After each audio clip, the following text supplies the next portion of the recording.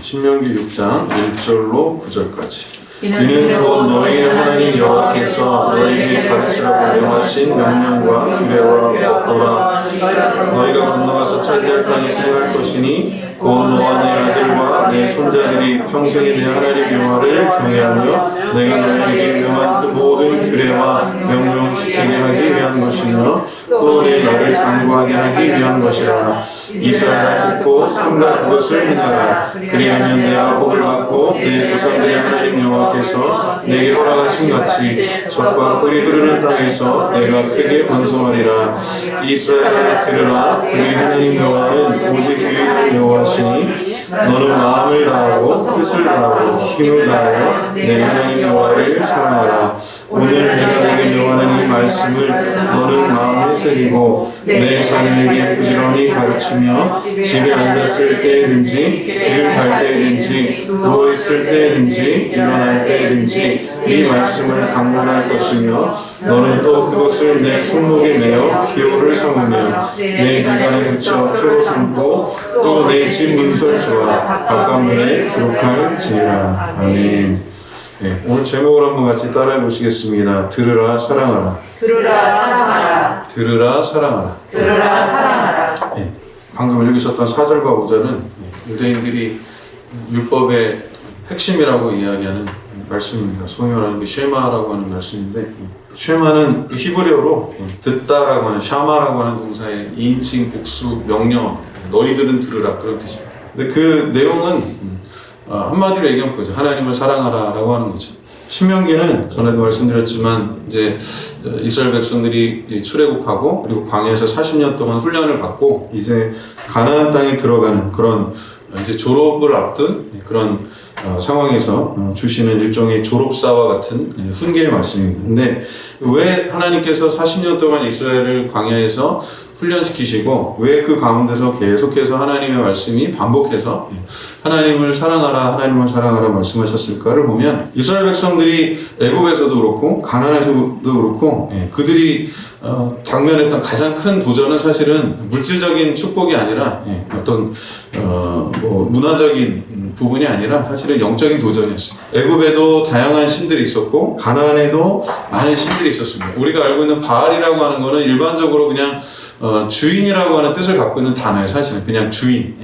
근데 각 민족마다 각 나라마다 각자 섬기는 주인들이 여럿이 있다 보니까 그 주인이라고 하는 보통 명사가 이제는 그 지역의 어떤 영적인 신적인 그런 의미를 갖게 됐습니다. 그러니까 자연히 이스라엘 백성들이 가는 곳마다 어떤 도전이 가장 컸냐 하면 영적인 도전이었어요. 그래서 늘 그 종교개혁을 할 때마다 이스라엘의 여러 왕들이 하나님의 명령을 받고 이렇게 또 선지자들을 통해서 하나님께서 이렇게 말씀하셔서 종교개혁을 이루기도 합니다만은 순간적인 사실 그때만 조금 되는 것 같고 반짝 은혜 받고 반짝 예배 잘 드리는 것 같고 그러다가 또 실패하고 다시 하나님께 돌아오고 하는 게 반복됩니다. 그게 사실 무한 반복되다가 결국은 나라가 망하고 각지에 흩어지게 됩니다. 그게 이스라엘의 역사예요. 요즘 제가 열왕기 역대기를 이렇게 읽으면서 계속해서 깨닫는 그 하나님의 은혜는 뭐냐면 우리에게는 살아갈 시간이 딱 한정돼 있다라고 하는 거예요. 그게 뭐 우리가 잘하든 못하든 간에 하나님께서 우리에게 주어진 시간이 정해져 있어요.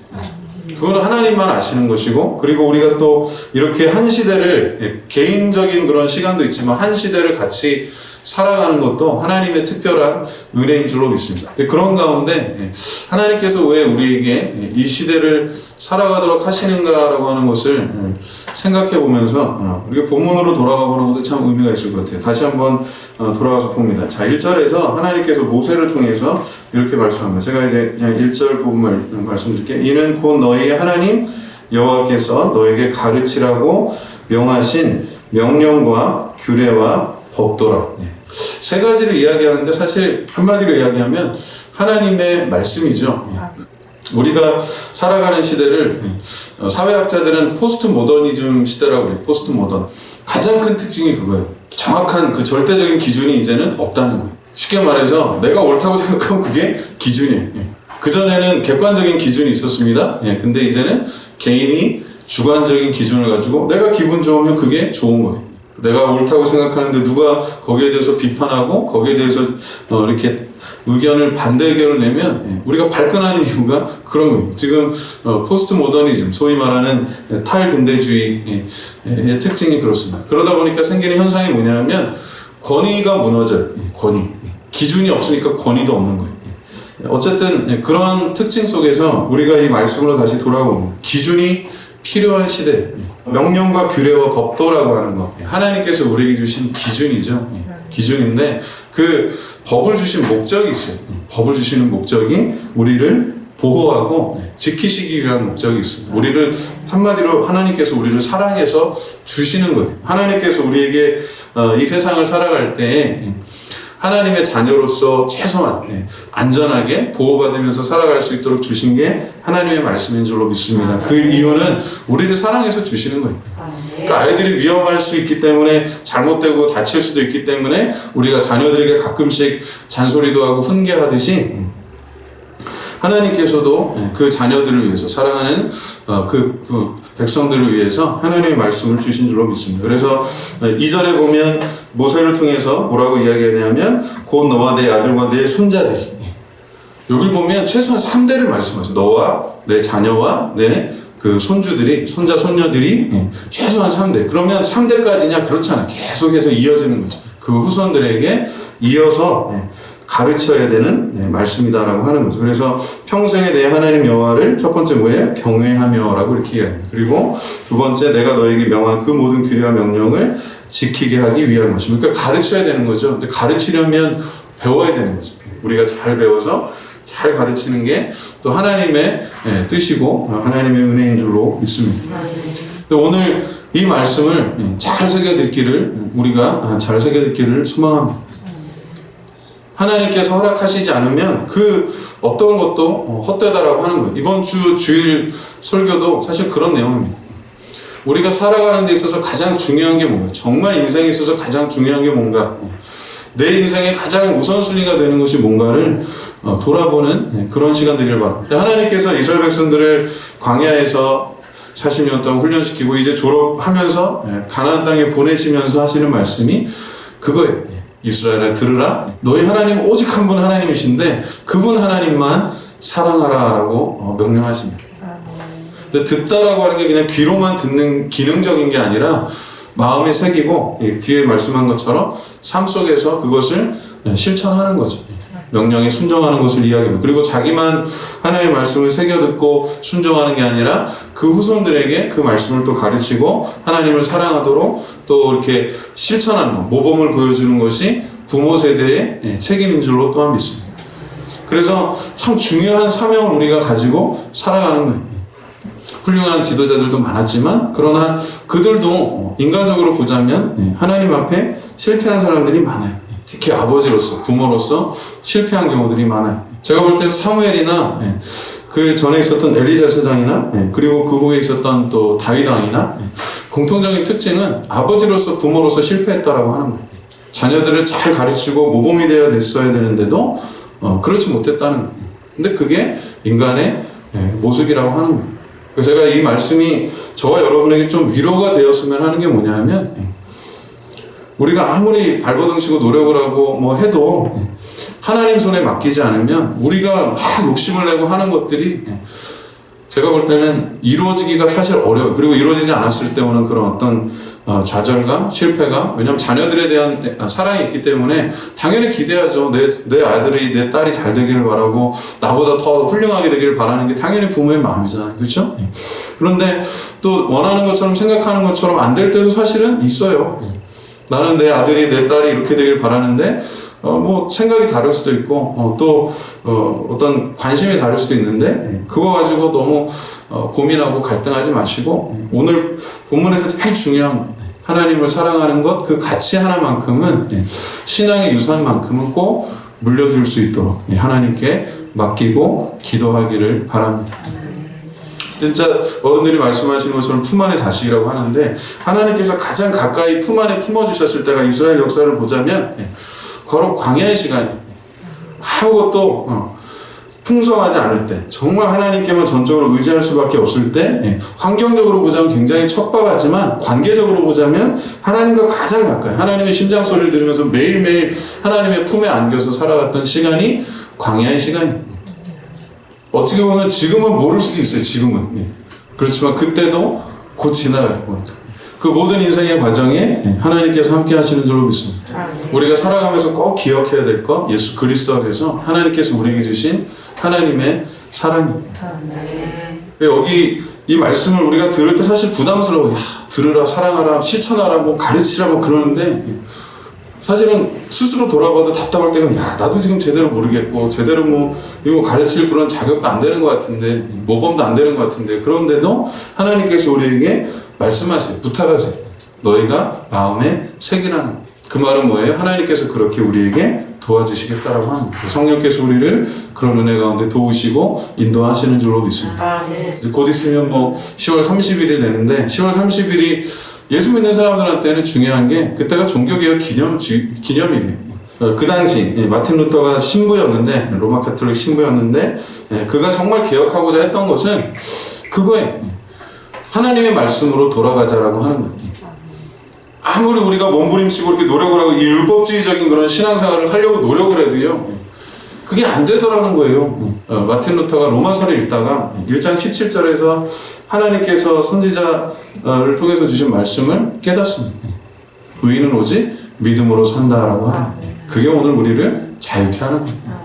그 믿음이 예수가 하나님의 아들이시고 그분이 우리를 위해서 죽으시고 부활하셨고 승천하셨고 다시 오실 것이다라고 하는 그 믿음 안에서 우리를 자유케 하는 줄로 믿습니다. 나는 부족해서, 나는 연약해서, 나는 무능해서, 그리고 나는 죄성이 있기 때문에 이런 반항하는 마음이 있는데, 그래서 하나님 말씀에 순종하고 싶지만, 그러나 대부분 실패하지만 하나님께서 그럼에도 불구하고 우리를 은혜 가운데 붙잡아 주신다는 거예요. 신명기의 핵심은 그거예요.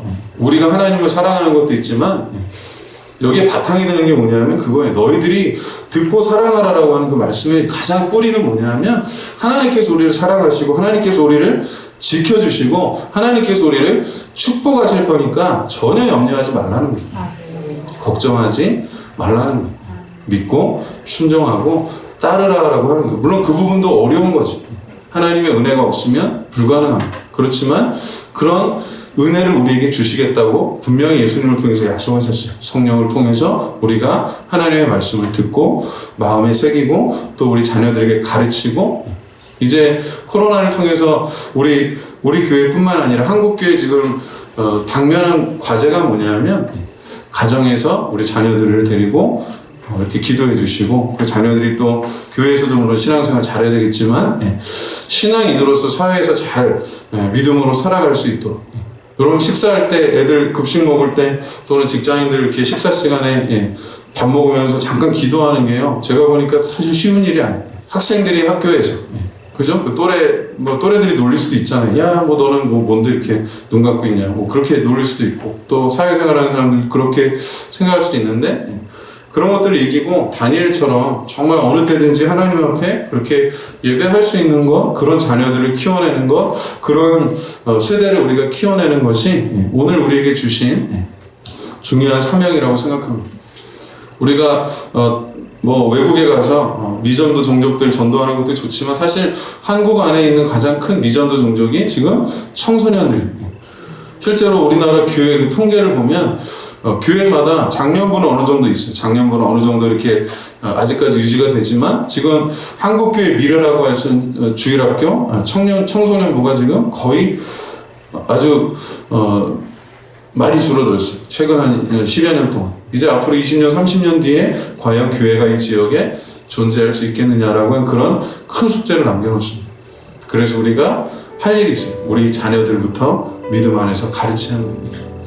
물리적으로, 육체적으로 여기 직접 교회 예배에 참석을 못하더라도 여러분들이 자녀들 대할 때 정말 이 순간이 나에게 주신, 어떻게 보면 참 지나가잖아요. 그 지나가는 마지막 시간, 이거는 흐르는 물과 같아서 다시 돌아오지 않아요. 그 시간을 힘들더라도 귀하게 여기고 감사히 여기고, 그리고 개인적인 부탁인데, 자녀들 어릴 때 그 말 잘 들을 때 사진 많이 찍어두세요. 동영상 많이 찍어두세요. 지금도 타랑스럽고 한창 말 잘 듣고 그럴 때 시간 내서 보시고 뭐 직접 가서 보시기 어려운 영상통화라도 하고 그런 시간을 많이 가지세요. 그게 여러분의 인생을 윤택하게 하고 그리고 그때에 말씀하세요. 하나님께서 너를 사랑하셔서 너를 창조하셨고 너를 예수의 피로 구원하셨고 하나님께서 너를 축복하신단다 라고 하는 하나님의 말씀을 꼭 가르쳐 주세요. 그리고 아이들이 먼 날에 그거는 지금은 잘 모르대요. 저는 보니까 지나고 보니까 그런 소중한 추억들이 참 많아요. 할머니께서 돌아가신 친할머니 돌아가시기 전에 그리고 외할머니도 그렇고 늘 보면 찬양하고 기도하고 하나님을 사랑해서 그 자녀들을 사랑하고 그 늘 자녀를 위해서 기도하는 그런 모습이 지금도 가끔씩 생각이 나요. 그 바라기는 저와 여러분도 언젠가 후손들에게 그런 모습들로 또 하나님의 그 덕에 우리가 하나님 은혜를 깨달았습니다라고 이렇게 기억되는 그런 복된 주님의 자녀들 되기를 바랍니다. 이 시간이 감사합니다. 오늘도 우리를 사랑해 주셔서 이 자리에 불러주신 것을 감사합니다. 정말 우리의 육신은 날마다 후패하지만 그러나 우리의 영은 주님 안에서 날마다 새로운 줄로 믿습니다. 이전 것은 지나갔으니 보라 새 것이 되었도다. 그 말씀이 날마다 우리를 붙잡아주고 우리를 자유케 하는 줄로 믿습니다. 이스라엘 백성들이 주님의 말씀을 듣고 순종하고 그리고 사랑했던 그리고 최소한 노력했던 것을 우리가 기억합니다. 그러나 그들이 꾸준하게 노력은 했지만 실패했던 것이 하나님의 은혜가 필요했기 때문인 줄로 믿습니다. 오늘도 예수 그리스도 안에서 우리가 날마다 주님의 음성을 듣고 그것을 마음에 새기고 더욱더 주님을 사랑할 수 있도록 성령님 도와주시옵소서. 그리고 오늘 말씀을 붙잡고 다시 삶의 현장으로 나갑니다. 우리 연약한 육신을 주님께서 주의 능력으로 강건하게 붙잡아 주시고 우리의 영혼에 더욱더 성령 충만함을 주시며 지혜를 더하여 주셔서 우리가 만나는 모든 사람들에게 하나님의 큰 사랑과 은혜를 마음껏 베풀고 나눌 수 있도록 주님께서 도와주시옵소서. 특별히 허락하신 귀한 가정들 자녀들을 주님 축복하여 주셔서 주님 다음 세대 정말 주님 오시는 그날까지 이 아름다운 기쁜 소식을 구원의 소식을 이 복음을 잘 증거하도록 주님 도와주시옵소서.